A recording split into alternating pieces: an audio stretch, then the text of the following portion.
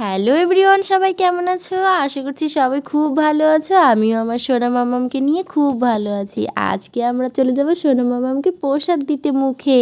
সঙ্গে যাচ্ছে ওর বাবা, আমি, আমার কাকিমা আর আমার শাশুড়ি মা। আর হচ্ছে এখানে বাবা আসার কথা আছে, সে বাবা পরে আসবে। এখন আমরা স্কনে চলে যাই। আমরা স্কনে পৌঁছেও গেছি। এটা ন্যাশনাল হাইওয়ের পাশেই টুনিদিঘিতে নতুন যে স্কন মন্দিরটা হচ্ছে সেখানেই। আর যারা এখান থেকে দেখছে তাহলে তারা লোকেশনটা ভালো বুঝতে পারবে। আর এই দেখো জগন্নাথ দেবের দর্শন করে নিলাম। আর এখানে প্রভুপাদ আছে, গিয়েই মা প্রণাম করে নিয়েছে, আমি তোমাদের সঙ্গে শেয়ার করে দিলাম। আর আমি খুব বেশি একটা সাজুগুজু করিনি, এটা ফিল্টারের জন্য সাদা মনে হচ্ছে, তোমরা আবার উল্টো পাল্টা কমেন্ট করো না।